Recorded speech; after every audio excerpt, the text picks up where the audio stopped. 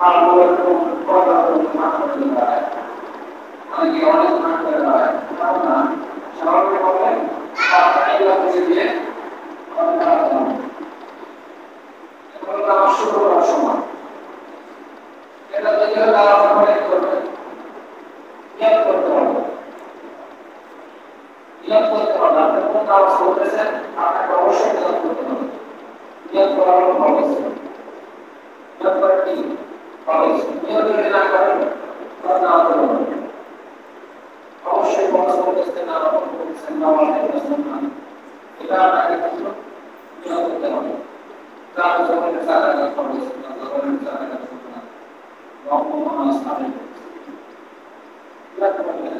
এগুলো দিয়ে কোনো দাঁড়ান নিয়ম করলে এরপরে কি করবেন থাকতে দাঁড়ানো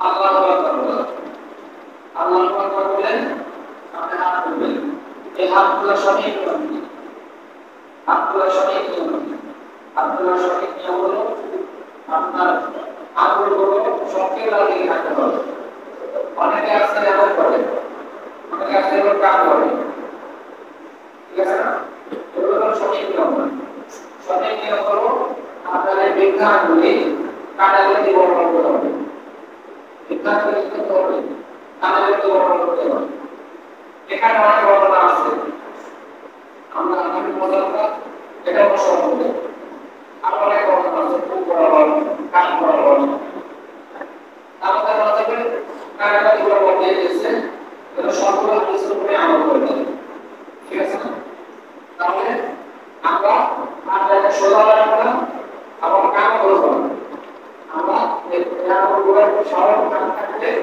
আর এই বিজ্ঞানগুলো কাজে করতে পারবো কাজে করতে পারবো বলে তারপরে আল্লাহ তাআলা কাজে বলে আমরা কাজ পাবো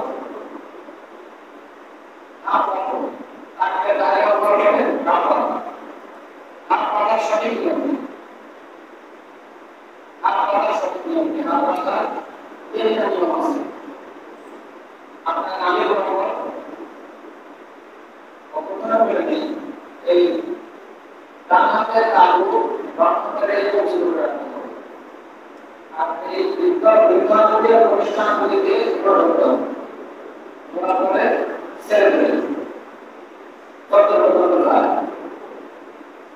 এখানে আমার মনে আছে তারপরে উল্টো উল্টে হাত পাতা পরিষ্কার করতে হবে আমি বরাবর আমি উপরে আর নামের নিচে আমাদের মাঝে আমরা নামের নিচে নামটা বলেছি এবার ওখানে কোন আলাদা অবস্থা এই নামের সাথে বলেছি তাহলে আমরা প্রতিষ্ঠান আমরা বেতন বলতে একত্রিত করব বলা হবে এতে সেদিন এটা হলো হাত পাতা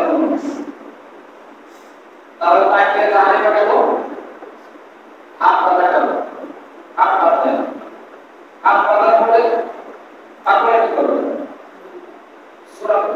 সূরা পড়ার আগে সালাম হাত পাতার পরে আমরা সর্বপ্রথমে সালাম করব সুবহানাল্লাহি ওয়া বিহামদিহি ওয়া তাআলা রাব্বুকা ওয়া লা ইলাহা ইল্লা ইসলাম পাঠ করার পরে করব সালাম পাঠ করার পরে করব বিসমিল্লাহ আউযু বিসমিল্লাহ বলে সূরা ফাতিহা শুরু করব সূরা ফাতিহা এটা বলে দেই যে নামাজের ভিতরে সূরা ফাতিহা কখন পড়তে থাকে আপনি যদি ফরজ নামাজ পড়েন ফরজ নামাজে আপনার প্রথম দুই রাকাতে সূরা ফাতিহা পড়া ওয়াজিব এবং সুন্নাত নামাজে প্রত্যেক রাকাতে সূরা ফাতিহা পড়া ওয়াজিব আপনি এই বিষয়টা বুঝতে পারছেন সূরা ফাতিহা শুধু ফরজ নামাজে প্রথম দুই রাকাত পড়তে হয় ওরা ওয়াজিব এবং অন্যান্য নামাজে প্রত্যেক রাকাতেই সূরা ফাতিহা পড়া ওয়াজিব আচ্ছা সূরা ফাতিহা এটা কখন আস্তে পড়তে কখন জোরে পড়তে সে কথা জানেন আমরা মাগরিব এশা পড়তে না সূরা ফাতিহা তবে সূরা নামাজ পড়ার ক্ষেত্রে আরেকটা নিয়ম আছে, সেটা হলো আপনি যদি একাকে নামাজ পড়েন অথবা ইমাম যদি নামাজ পড়ান তাহলেই সেই নিয়মগুলো অনুসরণ করবেন। যদি আপনি মুক্তাদি হয়ে নামাজ আদায় করেন তাহলে ইমামের পিছনে আপনার সালাত আদায় করা লাগবে। বুঝতে পারছেন? ইমামের পিছনে সালাত আদায় করা লাগবে।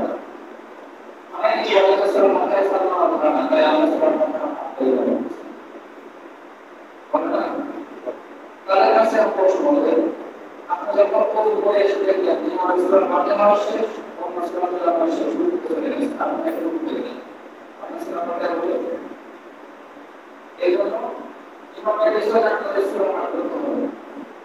ইমামের পরে আপনি বললেন যে এই কথার পিছনে আমি আগে বলতেছি, ইমামকে অনুসরণ করে ইমামের উপরে সত্যায় করতে হবে। ইমাম পাঠ করবে, আপনারা শুনবেন, তাহলে আমরা আদায় হবে। তাহলে আমরা নাম পারলাম, আপনাদের উপরে সালাম করলাম, সালাম করার পরে সূরা ফাতিহা পাঠ করলাম। সূরা ফাতিহা পাঠ করার শেষে আমিন বলতে হবে। আমিন এটা আস্তে আস্তে বলবো, আমি বলতে হবে, আমি বলা হবে। এরপর সূরা ফাতিহা শেষ করলাম। সূরা ফাতিহা শেষ করার পরে প্রত্যেকটি সূরা মিলানো, প্রত্যেকটি সূরা মিলানো। সূরা অথবা কোরআন যে কোনো অংশ সূরা ফাতিহার পরে যে প্রত্যেকটি সূরা মিলাবেন, এটা এরকম বলা হবে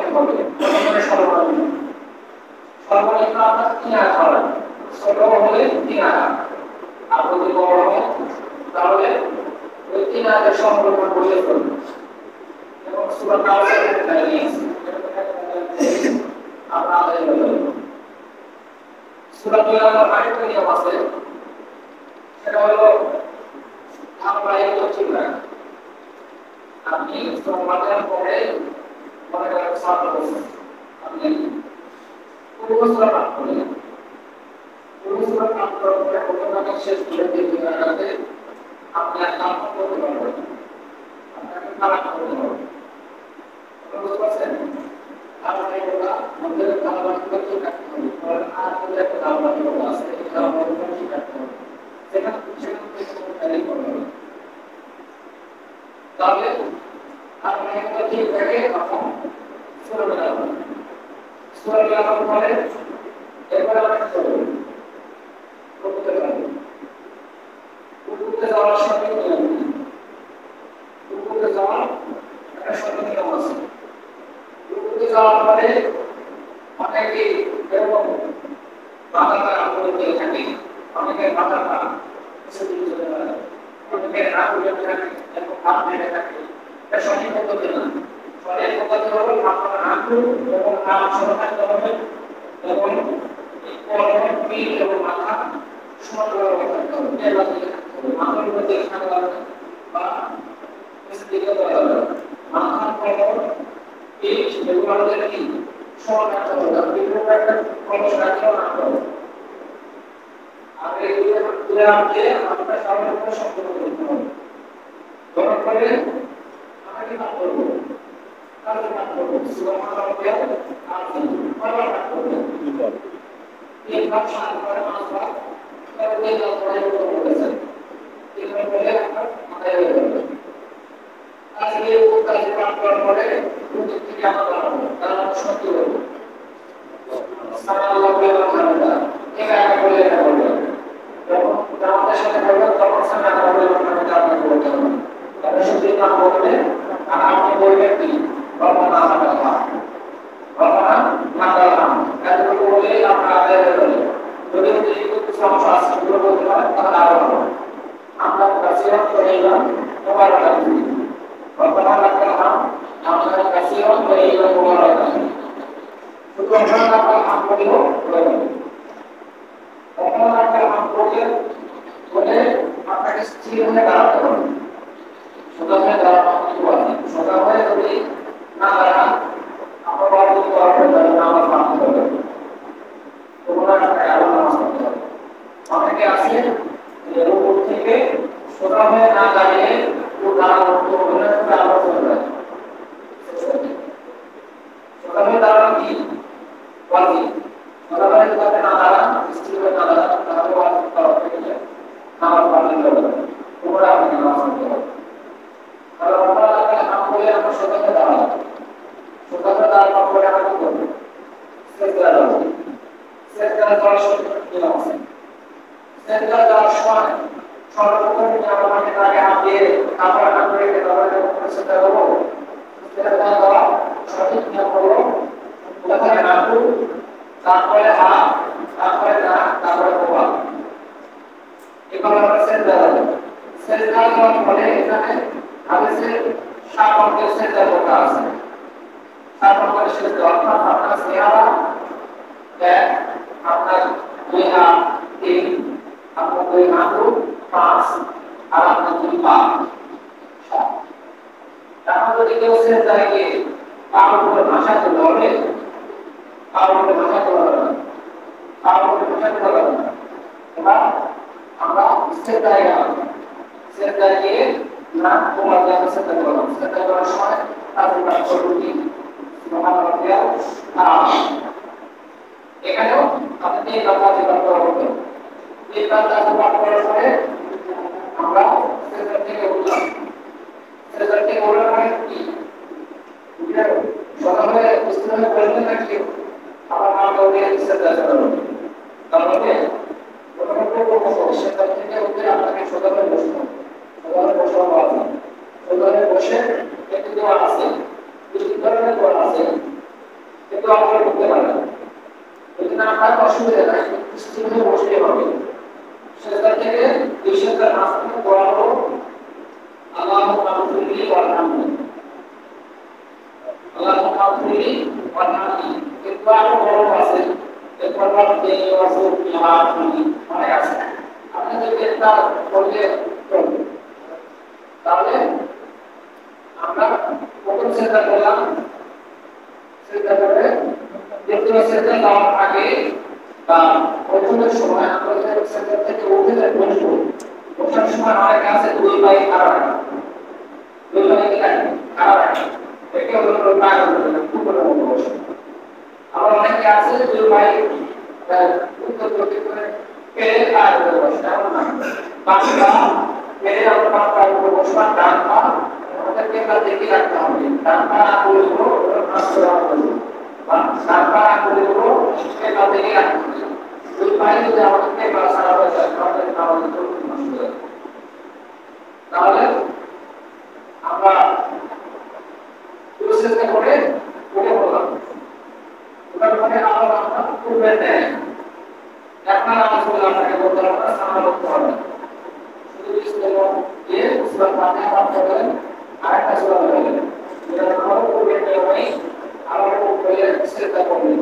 চেষ্টা করার পরে বলতে করবেন তাহলে দুই একটা কারণ নেই। এবার আপনার অনেক কাজ করতে হবে, জায়গা করতে হবে।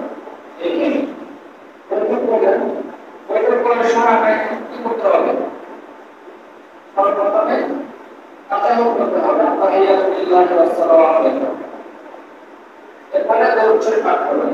দরুদ শরীফ পাঠ করার পরে দোয়া পাঠ করতে হবে, দোয়া রাসূল সাল্লাল্লাহু আলাইহি ওয়া সাল্লাম দোয়া রাসূল ওদের জানিয়ে ওদের করিয়ে হবে। তারপরে সালাত ফেরানো, সালাত ফেরানো, সালাত ফেরানো নিয়ম কি?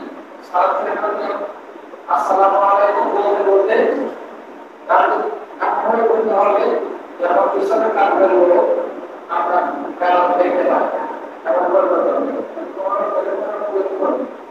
আপনাকে গান গাওয়ার দিকে নজর করতে হবে। তো এমন করতে হলে আপনার গানটা পিছনে কালার মান দেখতে হবে। এইভাবে সালাম দেবেন। সালাম দেওয়ার পরে আমাদের নাম শেষ হয়ে যাবে। তাহলে আজকে আমরা শিখলাম আমাদের ধারাবাহিক নিয়ম। এটা হলো আমাদের একটা ধারাবাহিক নিয়ম। আরো নিয়ম আছে বললাম, এটাই সঠিক নিয়ম। এরপরে আমাদের আরো বিষয় আছে, আমাদের ফরজগুলো, আমাদের ওয়াজিবগুলো, আমাদের সুন্নাত বিষয়, আমাদের অপছন্দনীয় বিষয়গুলো। এরপরে আরো অনেক ধরনের নামাজ আছে, সেগুলো নিয়ে আমরা আমাদের ধারাবাহিকভাবে আলোচনা করবো। আল্লাহ আমাদেরকে সহিভাবে নামাজ আদায় করার জন্য তৌফিক দান করুন।